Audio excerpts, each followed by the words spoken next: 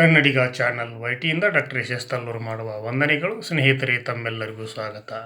ನಾನಿವತ್ತು ಕನ್ನಡಿಗ ಚಾನಲ್ ವೈಟಿಯ ಮುಖಾಂತರ ಸಾಕಷ್ಟು ಬೆಳಕನ್ನು ಚೆಲ್ಲುವಂಥ ಹಾಗೂ ಈ ಸಮಾಜಕ್ಕೆ ತನ್ನದೇ ಆದಂಥ ಕೊಡುಗೆಗಳನ್ನು ನೀಡಿರ್ತಕ್ಕಂಥ, ಈಗ ನಮ್ಮ ನಡುವೆ ಅವರು ಕೂಡ ಜೀವಿಸಿರ್ತಕ್ಕಂಥ ಹಲವಾರು ವಿಷಯಗಳನ್ನು ಹಾಗೂ ಹಲವಾರು ಸಾಧಕರನ್ನು ಕನ್ನಡಿಗ ಚಾನಲ್ ವೈಟಿ ಪ್ರಸ್ತುತಪಡಿಸಿ ಅವರನ್ನು ನಾವು ನೆನಪು ಮಾಡಿಕೊಳ್ಳದಿರತಕ್ಕಂಥದ್ದು ವಾಡಿಕೆ. ಹೀಗಿರುವಾಗ ಇವತ್ತಿನ ಈ ಸಂಚಿಕೆ ನಿಜಕ್ಕೂ ಕೂಡ ಆದರ್ಶಪ್ರಾಯರಾಗಿರ್ತಕ್ಕಂಥ ಒಬ್ಬ ವ್ಯಕ್ತಿಯ ಒಂದು ಯಶೋಗಾಥೆ ಹಾಗೂ ಆ ವ್ಯಕ್ತಿ ನಾಡಿಗೆ ನೀಡಿರ್ತಕ್ಕಂಥ ಒಳ್ಳೆಯ ಕೊಡುಗೆ, ಆ ಕೊಡುಗೆಯಿಂದ ಸಾವಿರಾರು ಜನ ವಿದ್ಯಾರ್ಥಿಗಳು ಇವತ್ತು ವೈದ್ಯರಾಗಿದ್ದಾರೆ, ಶಿಕ್ಷಕರಾಗಿದ್ದಾರೆ, ಪ್ರೊಫೆಸರ್ ಆಗಿದ್ದಾರೆ, ಇಂಜಿನಿಯರ್ ಆಗಿದ್ದಾರೆ, ಜೊತೆಗೆ ಇನ್ನು ಹಲವಾರು IAS, IPS, IFS ಅಧಿಕಾರಿಗಳು ಕೂಡ ಆಗಿದ್ದಾರೆ ಅಂತ ವ್ಯಕ್ತಿ ಇವತ್ತು ನಾನು ಕನ್ನಡಿಗ ಚಾನಲ್ ವೈಟಿಯ ಸಮಸ್ತ ವೀಕ್ಷಕರಿಗೆ ಈ ಸಂಚಿಕೆಯನ್ನು ಅರ್ಪಿಸಲಿಕ್ಕೆ ಹೆಮ್ಮೆ ಪಡ್ತೀನಿ. ಯಾಕಂದರೆ ನಿಜಕ್ಕೂ ಕೂಡ ನಾವು ಸಮಾಜದಲ್ಲಿ ಬಾಳಿ ಬದುಕಬೇಕಾಗಿರ್ತಕ್ಕಂಥ ಈ ಸುಸಂದರ್ಭದಲ್ಲಿ ನಾವು ನಮ್ಮಿಂದ ಏನಾದರೂ ಒಂದು ಕೊಡುಗೆಯನ್ನು ನಾಡಿಗೆ ನೀಡಬೇಕಾಗಿರ್ತಕ್ಕಂಥ ಕರ್ತವ್ಯ ಪ್ರತಿಯೊಬ್ಬರಲ್ಲಿ ಕೂಡ ಇರ್ತೈತಿ ಅನ್ನೋದಕ್ಕೆ ಸಾಕ್ಷಿ ಇವತ್ತಿನ ಸಂಚಿಕೆಯ ಕಥಾನಾಯಕರು. ಹೀಗಿರುವಾಗ ಇವರು ಹೆಚ್ಚಿಗೆ ಓದಿದವರೇನೂ ಅಲ್ಲ. ಯಾಕಂದರೆ ಇವರು ಕೇವಲ 4ನೇ ತರಗತಿಯವರೆಗೆ ಓದಿರ್ತಕ್ಕಂಥ ಒಬ್ಬ ವಿದ್ಯಾರ್ಥಿ.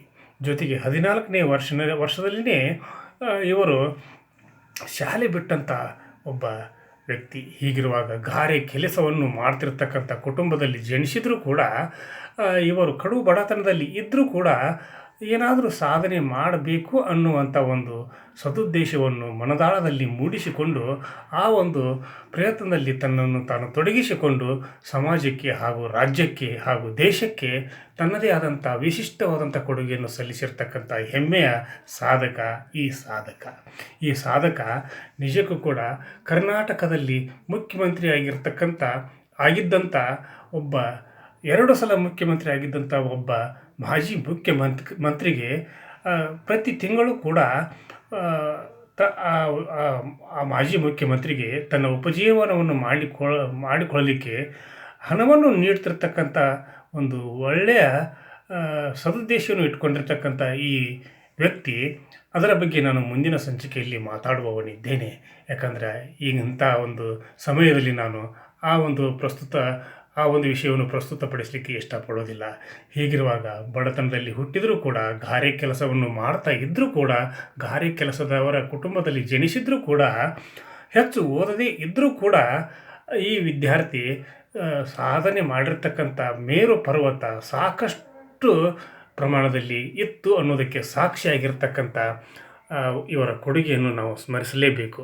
ಹೀಗಿರುವಾಗ ಈ ಒಬ್ಬ ಸಾಧಕನ ಹೆಸರು ಏನು, ಆ ಸಾಧಕ ಈ ರೀತಿಯಾಗಿ ಬೆಳೀಲಿಕ್ಕೆ ಕಾರಣ ಏನು ಅಂತ ತಿಳ್ಕೊಂಡ್ರೆ, ಯಾಕಂದರೆ ಅವರು ಹೇಳಿ ಕೇಳಿ ಗಾರೆ ಕೆಲಸದ ಮನೆತನದಲ್ಲಿ ಕುಟುಂಬದಲ್ಲಿ ಜನಿಸಿರ್ತಕ್ಕಂಥ ಒಬ್ಬ ಬಾಲಕ. ಹೆಚ್ಚು ಓದಲಿಕ್ಕೆ ಸಾಧ್ಯ ಆಗದೇ ಇದ್ದರೂ ಕೂಡ ತನ್ನಂತೆ ಯಾರು ಓದನ್ನು ಅರ್ಧಕ್ಕೆ ನಿಲ್ಲಿಸಬಾರದು ಹಾಗೂ ಪ್ರತಿಯೊಬ್ಬರು ಕೂಡ ಶಿಕ್ಷಣವಂತರಾಗಬೇಕು ಅನ್ನುವಂಥ ಒಂದು ಸದುದ್ದೇಶವನ್ನು ಇಟ್ಟುಕೊಂಡು ಅಷ್ಟು ಇಷ್ಟು ಹಣವನ್ನು ದುಡಿಮೆಯಿಂದ ಬಂದಿರತಕ್ಕಂಥ ಹಾಗೂ ಕುಟುಂಬದವರು ನೀಡ್ತಿರ್ತಕ್ಕಂಥ ಹಣವನ್ನು ತೆಗೆದುಕೊಂಡು ಅವನು ಒಂದು ಸಣ್ಣ ಶಾಲೆಯನ್ನು ಪ್ರಾರಂಭ ಮಾಡ್ತಾನೆ.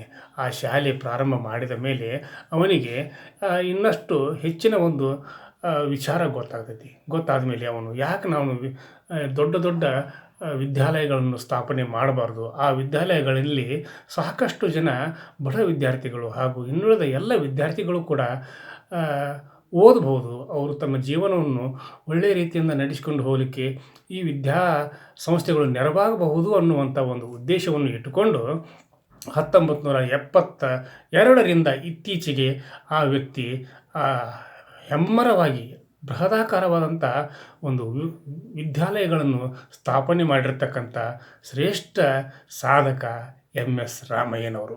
MS ರಾಮಯ್ಯನವರ ಹೆಸರನ್ನು ಕೇಳದೇ ಇರತಕ್ಕಂಥ ವ್ಯಕ್ತಿಗಳು ಈ ಸಮಾಜದಲ್ಲಿ, ಈ ನಾಡಿನಲ್ಲಿ, ಕರ್ನಾಟಕದಲ್ಲಿ ಯಾರೂ ಇಲ್ಲ.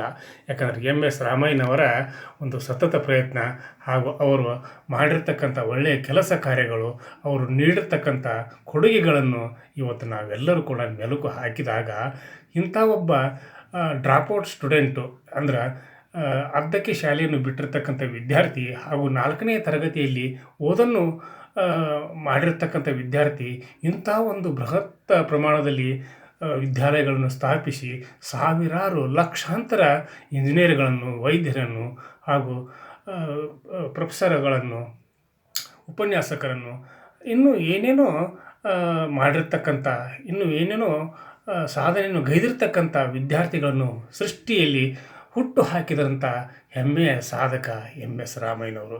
MS ರಾಮಯ್ಯನವರ ಅಂತಂದ್ರೇ ಬಡ ವಿದ್ಯಾರ್ಥಿಗಳಿಗೆ ಹಾಗೂ ಏನು ಕಲಿದೇ ಇರತಕ್ಕಂಥ ವಿದ್ಯಾರ್ಥಿಗಳಿಗೆ, ವಿದ್ಯಾಭ್ಯಾಸ ಮಾಡದೇ ಇರತಕ್ಕಂಥವರಿಗೆ ಇವರು ಒಬ್ಬ ಆದರ್ಶ ಪುರುಷನಾಗಿ, ಆದರ್ಶ ವ್ಯಕ್ತಿಯಾಗಿ, ಸಮಾಜಕ್ಕೆ ತನ್ನದೇ ಆದ ಕೊಡುಗೆ ನೀಡಿರ್ತಕ್ಕಂಥ ಶ್ರೇಷ್ಠ ಸಾಧಕನಾಗಿ ಕಾಣುವುದರಲ್ಲಿ ಸಂದೇಹವಿಲ್ಲ.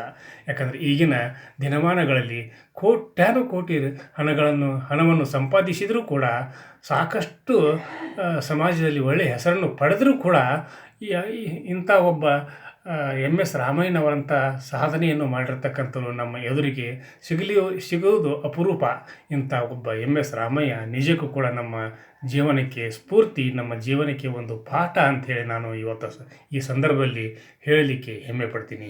MS ರಾಮಯ್ಯನವರು ಕರ್ನಾಟಕದಲ್ಲಿ ತನ್ನದೇ ಆದಂಥ ಕೊಡುಗೆಯನ್ನು ನೀಡಿ ಸಮಾಜಮುಖಿಯಾದ ಕೆಲಸ ಕಾರ್ಯಗಳನ್ನು ಮಾಡಿ ತನ್ನ ಸಾರ್ಥಕ ಜೀವನವನ್ನು ಮಾಡಿದ್ದಾರೆ ಅನ್ನುವಂಥ ಒಂದು ಸಂದೇಶದೊಂದಿಗೆ, ಹಾಗೂ ಇವರಂತೆ ಪ್ರತಿಯೊಬ್ಬರು ಕೂಡ ಶಿಕ್ಷಣ ಕ್ಷೇತ್ರದಲ್ಲಿ ಸಬಲರಾಗುವಂತೆ ನೋಡ್ಕೊಳ್ಬೇಕು.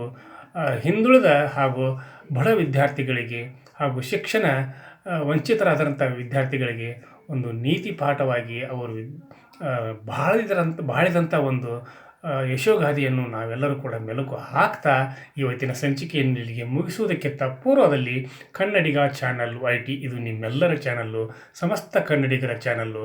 ಕನ್ನಡಿಗ ಚಾನಲ್ YTಗೆ ಇಲ್ಲಿವರೆಗೆ ಯಾರು ಸಬ್ಸ್ಕ್ರೈಬ್ ಮಾಡಿಲ್ವೋ ಪ್ರತಿಯೊಬ್ಬರು ಕೂಡ ಸಬ್ಸ್ಕ್ರೈಬ್ ಮಾಡಿರಿ, ಶೇರ್ ಮಾಡಿರಿ, ಲೈಕ್ ಮಾಡಿರಿ, ನಿಮ್ಮ ಕಮೆಂಟನ್ನು ನನ್ನ ಜೊತೆಗೆ ಹಂಚ್ಕೊಳ್ರಿ ಅಂತ ಹೇಳ್ತಾ ಇವತ್ತಿನ ಸಂಚಿಕೆಯನ್ನು ಇಲ್ಲಿಗೆ ಮುಗಿಸಿ ನಾಳಿನ ಸಂಚಿಕೆಯೊಂದಿಗೆ ತಮ್ಮ ಜೊತೆಗೆ ಹಾಜರಾಗ್ತೀನಿ. ಅಲ್ಲಿವರೆಗೂ ನನ್ನ ನಮಸ್ಕಾರ.